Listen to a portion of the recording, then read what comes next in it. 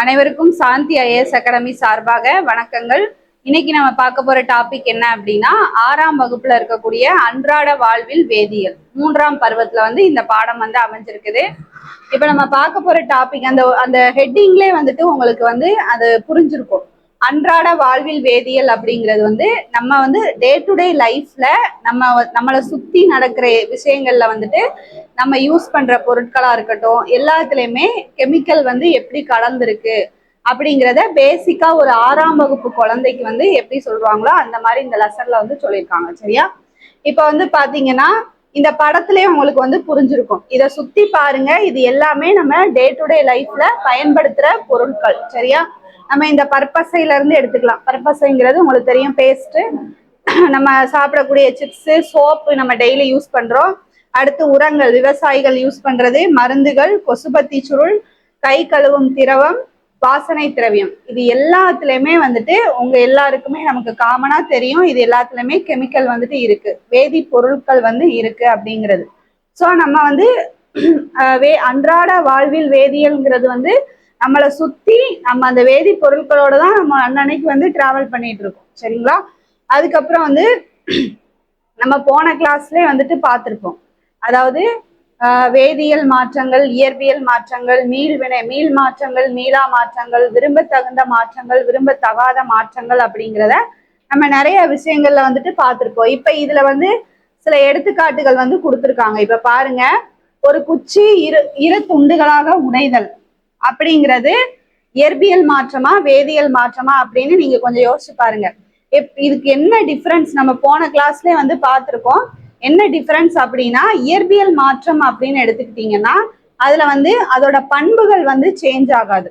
அதோட வடிவம், அளவு, பருமன் இதுல மட்டும்தான் சேஞ்சஸ் ஆகும். அதுக்கு எடுத்துக்காட்டு இப்ப பாருங்க, ஒரு குச்சி 2 துண்டுகளாக உடைதல் அப்படிங்கிறது அதுலயே உங்களுக்கு தெரியுது. அந்த குச்சியோட நீளத்துல மட்டும்தான் மாற்றம் ஏற்படுமே தவிர அந்த குச்சியோட பண்புகள்ல மாற்றங்கள் ஏற்படுறது இல்லை. அதே மாதிரி காகிதம் எரிதல் அப்படின்னு ஒரு இதை எடுத்துக்கிட்டோம் அப்படின்னா, காகிதம் எரிதல்ங்கிறதுல அதோட பண்பே மாறிடுது, அந்த காகிதமே காணாம போயிருது. அடுத்து காகிதம் சிறிய துண்டுகளாதல் அப்படின்னா அதோட வடிவம் மட்டும்தான் மாறுதே தவிர அதோட பண்புகள் மாறுறது கிடையாது. அடுத்து சர்க்கரையானது நீரில் கரைதல், சர்க்கரை நீர்ல கரைஞ்சி ஒரு புதிய பொருளை உருவாக்குது. சரிங்களா? அதுக்கப்புறம் பெட்ரோல் அல்லது எல்பிஜி வாயுவை எரித்தல், தேநீர் தயாரித்தல், இதுல எல்லாமே புதிய பொருள் உருவாயிட்டு இருக்கு. அதனால இதுல இருந்து நம்ம என்ன கன்க்ளூஷன், இல்ல நிறைய எக்ஸாம்பிள் கொடுத்துருக்காங்க. தேநீர் தயாரித்தல், நீர் கொதித்து ஆவியாதல், குளிர்காலத்தில் தேங்காய் எண்ணெய் உறைதல், இதுல என்ன சொல்ல வராங்க அப்படின்னா, ஒரு புதிய பொருள் உருவாச்சு அப்படின்னா அது வேதியியல் மாற்றம். புதிய பொருள் உருவாகல, அதோட வடிவம், அளவு அதுல மட்டும்தான் மாற்றம் நடக்கு அப்படின்னா அதைத்தான் இயற்பியல் மாற்றம் அப்படின்னு சொல்றோம். இது நம்மளை சுத்தி டெய்லி நடக்கிற நிகழ்வுகள்ல எக்ஸாம்பிளா கொடுத்துருக்காங்க. அதுக்கப்புறம் பாத்தீங்கன்னா அடுத்து என்ன சொல்றாங்கன்னா, நிறங்காட்டியை பத்தி ஒரு இடையில சொல்லியிருக்காங்க. நிறங்காட்டி அப்படிங்கிறது என்ன அப்படின்னா, நமக்கு தெரியும், நம்ம மஞ்சள் யூஸ் பண்ணியிருப்போம். மஞ்சள் சோப்புல படும்போது அது சிகப்பு நிறமா மாறும். சரிங்களா? அது எதுக்காக மாறுது? அது இயற்கையாவே அதுல காரம் இருக்கு அப்படிங்கிறத காட்டுறதுக்காக தான் அந்த நிறங்காட்டி அந்த கலரை வச்சு காட்டுது. சரியா? இப்படி ஒரு மாற்றங்களை பத்தி சொல்லியிருக்காங்க. பால் தயிராக மாறுதல், அடுத்து செம்பு பாத்திரத்தில் இருக்கக்கூடிய கரையை எவ்வாறு அகற்றலாம். நம்ம வீட்டுல யூஸ்வலா நம்ம பூஜை பொருட்கள் எல்லாமே பித்தளையில தான் இருக்கும். அதை நம்ம கிளீன் பண்றதுக்கு என்ன செய்வோம், புளியை நம்ம யூஸ் பண்ணுவோம். நீங்க உங்க வீட்டுல பார்த்திருப்பீங்க, புளியை யூஸ் பண்ணுவாங்க. அது எதுக்காக அப்படின்னா, புளியில டாட்டாரிக் அமிலம் இருக்கு. அந்த டாட்டாரிக் அமிலம் அதுல இருக்கக்கூடிய கரையை நீக்குது. ஒரு வேதியியல் மாற்றம் அங்க நடந்து அந்த பாத்திரத்தை சுத்தப்படுத்துது. சரிங்களா? அதுக்கப்புறம் புதியதாக தயாரிக்கப்பட்ட இட்லி மாவு புளிச்சு போறது, அதுல நொதித்தல் அப்படிங்கிற ஒரு வேதியியல் மாற்றம் நடக்குது. அதனாலதான் இட்லி மாவு புளிச்சு போன பிறகுதான் நம்ம யூஸ் பண்ண முடியும். சரிங்களா? அந்த வேதியியல் மாற்றம் நடந்தாதான் நம்ம அந்த மாவை யூஸ் பண்ண முடியும். அதுக்கப்புறம் இரும்பு துருப்பிடிக்கிறது. இரும்பு எவ்வாறு துருப்பிடிக்கிறதுன்னு கேட்டீங்கன்னா, காற்றுல இருக்கக்கூடிய ஆக்சிஜன் கூட வினை புரிஞ்சு அந்த இரும்பு இரும்பு ஆக்சைடு அப்படின்னு சொல்லி உருவாகி அதுல வந்து அந்த துரு வந்து உருவாகுறதுனால இரும்பு துருப்பிடிக்கிறது. ஸோ இது எல்லாமே எதுக்காக இந்த எடுத்துக்காட்டு சொல்லியிருக்காங்க அப்படின்னா, நம்மளை சுத்தி நம்மள அறியாமலே நம்ம வேதியியல் மாற்றங்கள் வந்து நம்மளை சுத்தி வந்து நடந்துட்டு இருக்கு அப்படிங்கிறதுக்கு இது வந்து ஒரு எடுத்துக்காட்டுகளா வந்து சொல்லியிருக்காங்க. அதுக்கப்புறம் இந்த பாக்ஸ்ல ஒண்ணு கொடுத்துருக்காங்க, பாத்துக்கோங்க. அதாவது ஒரு வெங்காயம், நம்ம வீட்டுல யூஸ்வலா வந்து வெங்காயம் வெட்டும் போது நம்ம கண்ணுல வந்து கண்ணீர் வரும். ஸோ அது எதுக்காக வருது அப்படின்னு சொல்லி பாத்தீங்க அப்படின்னா, அதுல வந்து ப்ரொப்பேன் தயால் எஸ் ஆக்சைடு அப்படிங்கிற ஒரு வேதிப்பொருள் வந்துட்டு இருக்கு. அந்த நம்ம கட் பண்ணும்போது அதுல இருக்கிறது காற்றுல கலந்து நம்ம கண்ணை வந்து அடையுது. ஸோ நம்ம கண்ணை வந்து அது எரிச்சல் படுத்தி கண்ணீர் வந்து வர்றதுக்கு அது காரணமா இருக்கு அப்படின்னு சொல்லியிருக்காங்க.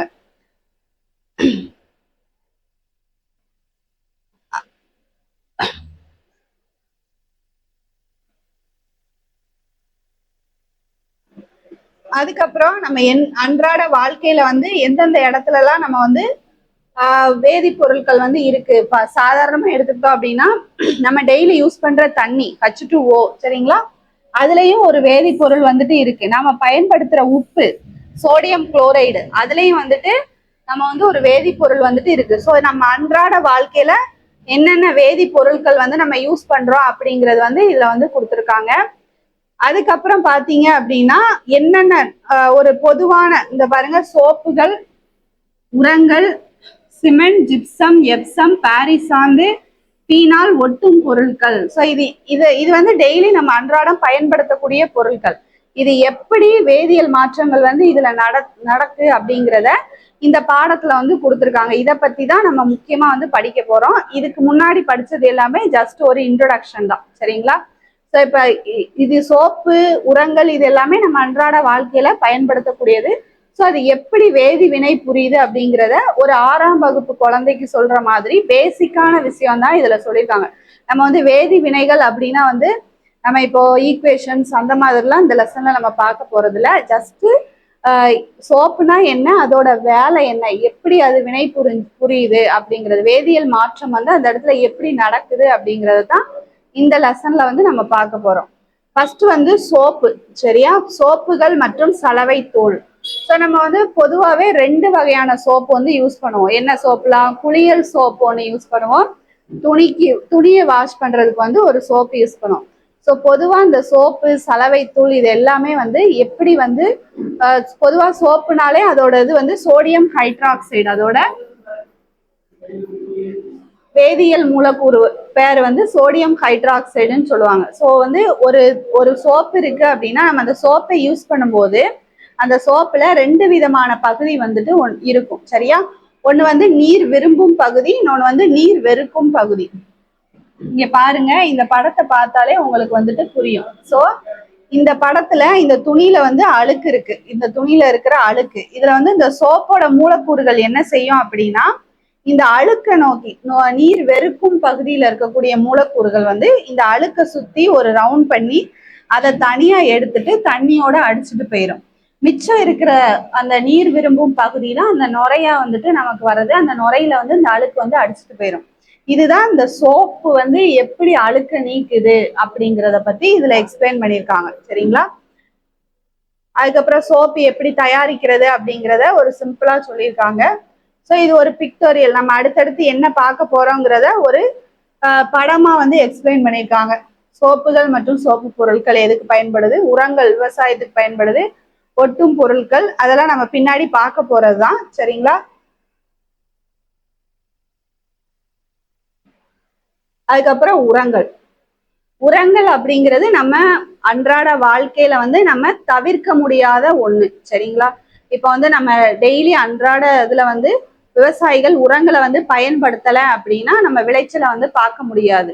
ஸோ நமக்கு பொதுவா முக்கியமா தேவைப்படக்கூடிய 3 முக்கியமான ஊட்டச்சத்துக்கள் ஒரு பயிர் வளர்றதுக்கு என்ன அப்படின்னு பாத்தீங்கன்னா, இதை வந்து NPK அப்படின்னு சொல்லி நம்ம ஷார்ட்டா புரியுற மாதிரி சொல்லுவாங்க. NPK அப்படின்னாலே நைட்ரஜன், பாஸ்பரஸ், பொட்டாசியம். இதுதான் ஒரு பயிர் வளர்றதுக்கு தேவையான முக்கியமான முதன்மையான ஊட்டச்சத்துக்கள். ஸோ இது இல்லாம பயிர் வந்து வளர முடியாது. இது இயற்கையாகவே நம்ம மண்ணில் வந்துட்டு இருக்கும். அப்படி இல்லாத அதுக்கு எவ்வளவு தேவை அப்படின்னு சொல்லி இதுல பாருங்க, உங்களுக்கு இதை பார்த்தாலே புரியும். பாருங்க, ஒரு அரிசி வந்து ஒரு ஹெக்டேருக்கு, ஒரு ஹெக்டேர்னா 2.5 ஏக்கர் இடம், சரியா? ஸோ அதுல வந்து 2240 கிலோகிராம் நம்ம விளைவிக்கணும் அப்படின்னா எவ்வளவு நைட்ரஜன் நமக்கு தேவை? 34 கிலோகிராம் நைட்ரஜனும் 22 கிலோகிராம் பாஸ்பரஸும் 67 கிலோகிராம் பொட்டாசியமும் வந்துட்டு தேவை. ஸோ இவ்வளோத்தையும் அந்த மண்ணால சாட்டிஸ்ஃபை பண்ண முடியாது. ஸோ அந்த டைம்ல தான் நம்ம என்ன பண்றோம் அப்படின்னா, நம்ம உரங்களை வந்து அந்த மண்ணில் கலக்கும் போது அதுக்கு தேவையான ஊட்டச்சத்துக்கள் வந்து கிடைக்கும். ஸோ இதுல ஒன்னொன்னுக்கும், அதாவது ஒரு பயிருக்கும் வந்து எவ்வளவு நைட்ரஜன் தேவை, எவ்வளவு பாஸ்பரஸ் தேவை, எவ்வளவு பொட்டாசியம் தேவை, அரிசி, சோளம், கரும்பு, நிலக்கடலைக்கு வந்து தனித்தனியா கொடுத்துருக்காங்க. இதை வந்து நீங்க அப்படியே மனப்பாடம் பண்ணணும்னு அவசியம் இல்லை. ஜஸ்ட் அந்த ரேஞ்சை மட்டும் நீங்க தெரிஞ்சு வச்சுக்கிட்டாலே போதும், சரியா? இதுதான் உரங்கள். அடுத்தது உரங்களை வந்து 2 டைப் ஆஃப் உரங்களா வந்து பிரிக்காங்க. ஒண்ணு வந்து கரிம உரங்கள், இன்னொன்னு வந்து கனிம உரங்கள், சரியா? கரிம உரங்கள் அப்படிங்கிறது இயற்கையாகவே நம்ம வந்து இப்போ அந்த காலத்துல எல்லாம் என்ன பண்ணுவாங்கன்னா, நிறைய வீட்டுல இருக்கக்கூடிய குப்பைகள், இலைத்தலைகள் இது எல்லாத்தையுமே போய் நிலத்துல போய் போடுவாங்க. அது என்ன ஆகும் அப்படின்னா, மண்ணா மக்கி அந்த மண்ணோட வளத்தை வந்து அதிகப்படுத்தும். அதுதான் வந்து தொழு உரம் அப்படின்னு சொல்றாங்க. இன்னொன்னு நம்ம மண்புழு உரம் கேள்விப்பட்டிருக்கோம். மண்புழுக்கள் என்ன செய்யும் அப்படின்னா, அந்த இதை மண்ணில் இருக்கிற அந்த குப்பைகளை வந்து சாப்பிட்டு கழிவுகளா வந்து வெளியேற்றும். அந்த கழிவுகள் அந்த மண்ணுக்கு ஒரு சிறந்த உரமா வந்துட்டு அமையும். இததான் கரிம உரங்கள் அப்படின்னு சொல்லலாம். இது வந்து இயற்கையான பொருட்கள்ல இருந்து இயற்கையான பொருட்களை, சாணம் எடுத்துக்கலாம். நம்ம சாணத்தை வந்து மக்க செய்யும் போது அதுல இருந்து கிடைக்கக்கூடிய உரங்களையும் நம்ம வந்து பயன்படுத்தலாம்.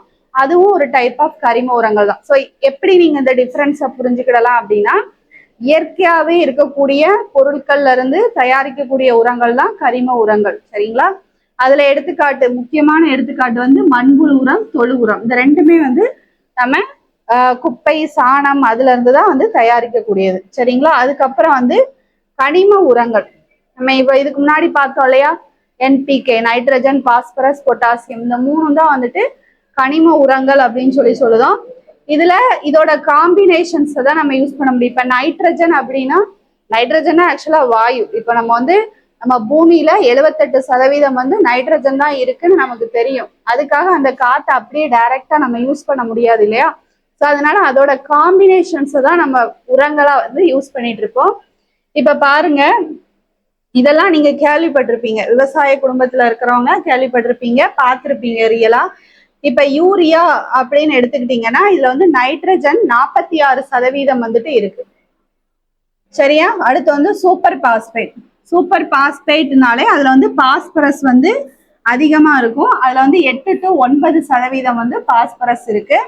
அடுத்து அமோனியம் சல்ஃபேட் அப்படின்னு எடுத்துக்கிட்டீங்கன்னா, அதுல வந்து 21% வந்து நைட்ரஜன் இருக்கு. அமோனியம் சல்ஃபேட்னா ஒன்றும் இல்லை, NH3SO4, சரியா? இதுதான் வந்து அமோனியம் சல்ஃபேட். ஸோ அந்த அமோனியம் சல்ஃபேட்ல வந்துட்டு என்ன இருக்கு? நைட்ரஜன் வந்துட்டு அதிகமா இருக்கு, 21% வந்துட்டு இருக்கு. அடுத்து பொட்டாசியம் நைட்ரேட், KNO3 அப்படின்னு நம்ம இதை எழுதணும். ஸோ இதுல என்னது இருக்கு அப்படின்னு பாத்தீங்கன்னா, பொட்டாசியம் வந்துட்டு இருக்கு. எத்தனை சதவீதம்? 44%. ஸோ இந்த ரேஷியோல இந்த உரங்களை வந்து நம்ம அன்றாட வாழ்க்கையில வந்து பயன்படுத்துறோம். இது எல்லாமே வந்து என்ன சொல்றோம் அப்படின்னா, கனிம உரங்கள் அப்படின்னு சொல்றோம், சரிங்களா? அடுத்து உரங்கள் பார்த்தாச்சு. இந்த பாக்ஸ்ல என்ன கொடுத்துருக்காங்க அப்படின்னா, மண்புழுவை பத்தி கொடுத்துருக்காங்க. மண்புழு வந்து இயற்கையிலே நம்மளோட மண் வளத்தை வந்து அதிகப்படுத்தக்கூடிய ஒரு திறன் வந்து அதுக்கு இருக்கு. அதனாலதான் அதை வந்து உழவனின் நண்பன் அப்படின்னு சொல்றோம். அடுத்து நம்ம அன்றாட வாழ்க்கையில நம்ம பயன்படுத்தக்கூடிய ஒரு பொருள் தான் வந்து சிமெண்ட் அப்படிங்கிறது, சரிங்களா? ஸோ சிமெண்ட்ங்கிறது அது இல்லாம இப்போ ஒண்ணுமே முடியாது. நம்ம என்ன ஒரு கட்டிடம் கட்டுறதா இருக்கட்டும், வீடு கட்டுறதா இருக்கட்டும், பாலம் கட்டுறதா இருக்கட்டும், என்ன ஒரு இன்ஃப்ராஸ்ட்ரக்சரை வந்து டெவலப் பண்றதா இருக்கட்டும், அது எல்லாத்துலயுமே சிமெண்ட் வந்து ஒரு முக்கியமான பகுதி. ஸோ சிமெண்ட்ங்கிறது ஒண்ணுமே இல்லை, இயற்கையில கிடைக்கக்கூடிய சுண்ணாம்புக்கல், களிமண் மற்றும் ஜிப்சம். இந்த 3ஓட காம்பினேஷன்ஸ் தான் என்ன சொல்றோம் அப்படின்னா சிமெண்ட். இதை வந்து கலந்து சிமெண்ட் வந்து தயாரிக்கிறாங்க அப்படின்னு சொல்றாங்க, சரியா? அடுத்து வந்து பாத்தீங்கன்னா, இந்த சிமெண்ட்டை வந்து யாரு ஃபர்ஸ்ட் கண்டுபிடிக்கிறாங்க அப்படின்னா, ஜோசப் ஆஸ்பெடின் அப்படிங்கிற ஒருத்தர் தான் வந்து இந்த சிமெண்ட்டை கண்டுபிடிக்கிறாரு. இதை போர்ட்லாண்ட் சிமெண்ட் அப்படின்னு சொல்லுவாங்க. என்ன காரணம் அப்படின்னா, இங்கிலாந்துல இருக்கக்கூடிய போர்ட்லாண்ட் அப்படிங்கிற இடத்துல கிடைக்கக்கூடிய சுண்ணாம்புக்கல் வந்து இதோட கேரக்டரிஸ்டிக்ஸ் இது மாதிரி இருக்கிறதுனால அதை வந்து போர்ட்லாண்ட் சிமெண்ட் அப்படின்னு சொல்லி சொல்றாங்க. சரிங்களா? அதுக்கப்புறம் இந்த சிமெண்ட்டை எப்படிலாம் நம்ம பயன்படுத்துறோம், சிமெண்ட்டை வந்து அப்படியே டைரக்டா நம்ம பயன்படுத்த முடியாது. சரியா? ஸோ அதை வந்து ஒரு 3 கேட்டகரியா வந்து நம்ம பயன்படுத்தலாம். ஃபர்ஸ்ட் வந்து பாத்தீங்கன்னா காரை அப்படிங்கிறது ஒன்றும் இல்லை, சிமெண்ட்டும் மணலும் நீருடன் சேர்ந்த கலவை. நீங்க வீடு கட்டுற இடத்துல எல்லாம் பாத்தீங்கன்னா அந்த சித்தாளுன்னு சொல்லுவாங்க, சித்தாளுல அந்த ஒருத்தங்க வந்து கலந்துட்டு இருப்பாங்க, அந்த மணல் அந்த சிமெண்ட் அது கூட கொஞ்சம் அதுல குழி தோண்டி அதை தண்ணி ஊத்தி அதை அழகா மிக்ஸ் பண்ணுவாங்க. மிக்ஸ் பண்ணி அதை அந்த சாந்து சட்டியில எடுத்துட்டு போய் கொண்டு போவாங்க. ஒரு ஆள் கொண்டு போய் கொத்தனார்கிட்ட கொடுப்பாங்க. அவர் வந்து என்ன செய்வாரு, பூசுவார். பார்த்திருக்கீங்களா? அதுதான் இந்த காரை அப்படிங்கிறது. சரியா? ஸோ இது வந்து எதுக்காக பயன்படுது அப்படின்னா, மெயினா அந்த சுவர் நம்ம செங்கல் கட்டுமானம் கட்டினதுக்கு பிறகு அது மேல பூசுவோம் இல்லையா, அதுக்குதான் இந்த காரை வந்து பயன்படுது. அதுக்கப்புறம் வந்து பாத்தீங்கன்னா கற்காரை அப்படிங்கிறது வந்து காங்கிரீட். இது ஒண்ணுமே இல்லை, எக்ஸ்ட்ரா சிமெண்ட் மணல் நீர் இது 3ம் சேர்ந்தா காரை. இது கூட ஜல்லி கற்களை எக்ஸ்ட்ரா சேர்த்துட்டோம் அப்படின்னா அதுதான் கற்காரை அப்படிங்கிறது. இது வேற ஒண்ணும் இல்லை, நம்ம பில்டிங் கட்டினதுக்கு பிறகு நம்ம மேல காங்கிரீட் போடுவோம் இல்லையா, மேல்தளம், அது போடுறதுக்கு பயன்படுத்துறதா இந்த கற்காரை. அதுலேயே கொடுத்துருக்காங்க, காங்கிரீட்னு உங்களுக்கு வந்து கொடுத்துட்டாங்க. அதுக்கு அடுத்து ஒரு டைப் என்ன அப்படின்னா வலுவூட்டப்பட்ட காரை. இது வந்து எங்க யூஸ் பண்ணுவாங்கன்னா, நம்ம தூண் கட்டும்போது யூஸ் பண்ணுவாங்க. அதுக்கப்புறம் பாலங்கள், ஒரு இதை ரொம்ப ஸ்ட்ராங்கா ரொம்ப ஸ்ட்ரென்த்தனா கெட்டணும் அப்படின்னா அந்த இடத்துல வந்து இந்த வலுவூட்டப்பட்ட காரை அப்படிங்கிறத வந்து பயன்படுத்துவாங்க. இப்ப இதுல என்ன சொல்லியிருக்காங்க அப்படின்னா, இரும்பு கம்பிகள் அல்லது எஃகு இது கூட சேர்த்து நம்ம வலுவூட்டப்பட்ட அந்த கற்காரையை சேர்த்து கெட்டணும் அப்படின்னா அதுதான் வந்து இந்த வலுவூட்டப்பட்ட காரை அப்படிங்கிறது. இது எல்லாமே இந்த சொல்லியிருக்காங்களா, அணைக்கட்டுகள், பாலங்கள், வீட்டின் மேல்தளம், தூண்கள் கட்டுவதற்கு இந்த மாதிரி வலுவூட்டப்பட்ட காரை ரெயின்ஃபோர்ஸ்டு சிமெண்ட்டை வந்து பயன்படுத்துறாங்க. சரியா? இதுதான் இந்த இதுல வந்து முக்கியமானது. சிமெண்ட்னால நம்ம அதை நேரடியா வந்து பயன்படுத்த முடியாது. அதுல 3 கேட்டகரி வந்து சொல்றாங்க. ஒண்ணு வந்து காரை, இன்னொன்னு கற்காரை, இன்னொன்னு வலுவூட்டப்பட்ட காரை. காரைங்கிறது ஒண்ணும் இல்ல, சிமெண்ட் மணல் நீருடன் சேர்ந்த கலவை தான் காரைன்னு சொல்றோம். அது கூட ஜல்லிக்கற்களை சேர்த்தோம்னா அது வந்து கற்காரை ஆயிரும். அது கூட இரும்பு அல்லது எக்க சேர்த்தோம்னா அது வலுவூட்டப்பட்ட காரை ஆயிரும். இதை நீங்க 3ஐயும் அந்த டிஃபரன்ஸ் நீங்க ஈஸியா வந்து ஞாபகம் வச்சுக்கலாம். அதுக்கப்புறம் பாத்தீங்கன்னா ஜிப்சம் அப்படிங்கிறது ஒண்ணும் இல்ல, கால்சியம் சல்பைட் டைஹைட்ரேட். இதுதான் இதோட வேதிப்பொருள். இது எங்கெல்லாம் பயன்படுத்துறாங்க அப்படின்னா, உரமா பயன்படுத்துறாங்க ஒண்ணு, 2வது சிமெண்ட் தயாரிக்கிறதுக்கு பயன்படுத்துறாங்க, அடுத்து பாரிஸ் சாந்துல வந்து ஒரு பகுதி பொருளா இந்த ஜிப்சம் வந்துட்டு இருக்கு. சரிங்களா? அவ்வளவுதான். அதுக்கு பிறகு எப்சம் அப்படிங்கிறது அதோட வேதிப்பெயர் பாத்தீங்கன்னா மெக்னீசியம் சல்பைட் ஹெப்டாஹைட்ரேட். ஹெப்டா அப்படிங்கிறது 7 குறிக்கும், MgSO4 7H2O. சரியா? இதுதான் வந்து மெக்னீசியம் ஹெப்டாஹைட்ரேட். அதுக்கப்புறம் இது எங்கெல்லாம் பயன்படுத்துறாங்க அப்படின்னு பாத்தீங்கன்னா, மெயினா மருத்துவத்துறையில தான் பயன்படுத்துறாங்க. ஒண்ணு மன அழுத்தத்தை குறைக்கும் அமைதிப்படுத்தியாக, தசை மற்றும் நரம்பு மண்டலத்தை சீராக்குகிறது, தோல் நோய்களை குணப்படுத்துகிறது, விவசாயத்தில் தாவரங்களின் வளர்ச்சியை வந்து ஊக்குவிக்க பயன்படுகிறது. இதுதான் இதோட பயன்கள். அடுத்து வந்து பாரிஸ் சாந்து. ஸோ பாரிஸ் சாந்து அப்படிங்கிறது என்னன்னா, calcium sulphate hemihydrate CaSO4 of H2O அப்படிங்கிறது தான் இதோட வேதிப்பெயர். இந்த பாரிஸ் சாந்துக்கும் நிறைய பயன்கள் வந்துட்டு இருக்கு. இது வந்து மருத்துவத்துறையில எலும்பு முறிவு சிகிச்சையை வந்து சரி பண்றதுக்கு பயன்படுத்துவாங்க ஒண்ணு, 2வது சிலை வார்ப்புகள்லையும் பயன்படுத்துவாங்க. சரிங்களா? ஸோ இந்த மாதிரி இந்த பாரிஸ் சாந்துக்கும் நிறைய பயன்கள் வந்துட்டு இருக்கு. கரும்பலகையில் எழுதும் பொருள் தயாரிக்க, அறுவை சிகிச்சையில் எலும்பு முறிவுகளை சரி செய்ய, சிலைகள் வார்க்க, கட்டுமான துறையில் பயன்படுகிறது. ஸோ இது ஒண்ணு பாரிஸ் சாந்து பார்த்துட்டோம். சரியா? அடுத்து பீனால் அப்படிங்கிறது இதோட வேதிப்பொருள். பீனாலின் அப்படிங்கிறது என்ன அப்படின்னா கார்பாலிக் அமிலம். இது வந்து C6H5OH அப்படிங்கிற ஒரு கார்பன் மூலக்கூறு. இதுதான் வந்துட்டு கார்பாலிக் அமிலம். அதுதான் அதோட வேதிப்பெயர். நம்ம அன்றாட நம்மளோட லெட்டின் பாத்ரூம்ல வந்து நம்மளோட சுத்தத்தை மெயின்டைன் பண்றதுக்காக நம்ம பயன்படுத்தக்கூடிய ஒரு பொருள் தான் இந்த பீனாலின் அப்படிங்கிறது. சரிங்களா? ஸோ அதுவும் நம்ம அன்றாட வாழ்க்கையில பயன்படுத்தக்கூடிய ஒரு வேதிப்பொருள். சரியா? அடுத்து ஒட்டும் பொருட்கள். ஒட்டும் பொருட்கள்ங்கிறது நம்ம நிறைய ஒட்டும் பொருட்கள் வந்து யூஸ் பண்ணுவோம். செல்லோ டேப் யூஸ் பண்ணுவோம், அடுத்து பெவிகால் யூஸ் பண்ணுவோம், பெவிக்விக்னு ஒன்று யூஸ் பண்ணுவோம், பெவிஸ்டிக்னு ஒன்று யூஸ் பண்ணுவோம். இந்த மாதிரி நிறைய டைப் ஆஃப் ஒட்டும் பொருட்கள் வந்துட்டு இருக்கு. அந்த ஒட்டும் பொருட்கள் அப்படிங்கிறதுனாலே அதுல வந்து ஒரு கெமிக்கல் இருக்கும். எல்லா ஒட்டும் பொருட்கள்லையுமே வந்துட்டு ஒரு கெமிக்கல் இருக்கும். ஸோ இப்போ இந்த இதை பாருங்க, பஞ்சர் ஒட்டுத கடையில வந்து பார்த்துருப்பீங்க. அந்த பஞ்சர் ஒட்டுறவர் வந்து என்ன வச்சிருப்பாரு, ஒரு பசை மாதிரி ஒன்று வச்சிருப்பாரு. அதை வச்சுதான் அந்த பஞ்சர் ஒட்டுறதுக்கு வந்து அதை யூஸ் பண்ணுவாரு. அதுவும் வந்து ஒரு வேதிப்பொருள் தான். ஸோ இப்படி எல்லா விதமான இதுலையுமே ஒரு வேதிப்பொருள் வந்து பயன்படுத்துறாங்க அப்படின்னு சொல்லியிருக்காங்க. இவ்வளவுதான். இது எல்லாமே வந்துட்டு நம்ம அன்றாட வாழ்க்கையில வந்து பயன்படுத்தக்கூடிய வேதிப்பொருட்கள். இது இல்லாம நம்மளால ஒரு நாளையும் நம்மளால கடத்த முடியாது. ஸோ நம்மளோட வாழ்க்கையில எப்படி நம்ம வந்து பிணைஞ்சிருக்கு இந்த வேதிப்பொருட்கள் அப்படிங்கிறதான் இந்த லெசன் வந்துட்டு காட்டுது. இதோட நமக்கு வந்து 6th தேர்ட் டேர்மோட கெமிஸ்ட்ரி வந்துட்டு முடியுது. இப்போ வந்து நம்ம போன கிளாஸ்ல இதுக்கு முன்னாடி வந்து ஒரு வீடியோ அப்லோட் பண்ணியிருக்கோம். அதுல பாத்தீங்கன்னா 6th first term and second term ரெண்டுத்துக்குள்ள கெமிஸ்ட்ரி வந்து ஒரே கிளாஸா வந்துட்டு போட்டிருக்கோம். பார்க்காதவங்க அதை பார்த்துட்டு நீங்க இந்த வீடியோக்கு வந்தா உங்களுக்கு 6th கெமிஸ்ட்ரி வந்து ஃபுல்லா கம்ப்ளீட் ஆன மாதிரி ஒரு ஃபீல் கிடைக்கும். நீங்க வந்து இந்த ஸ்கூல் புக்கையும் நீங்க இதையும் கம்பேர் பண்ணி அப்படியே நீங்க ஒரு நோட்ஸா நான் சொல்றதை அப்படியே எடுத்து வச்சுட்டீங்கன்னா அது வந்து உங்களுக்கு ரொம்ப யூஸ்ஃபுல்லா இருக்கும். டெட், டிஎன்பிஎஸ்சி, அடுத்து போலீஸ் பேட்ச் எல்லாருக்குமே இது வந்து ரொம்ப யூஸ்ஃபுல்லா இருக்கும். சாந்தி ஐஎஸ் அகாடமி சார்பாக நன்றி.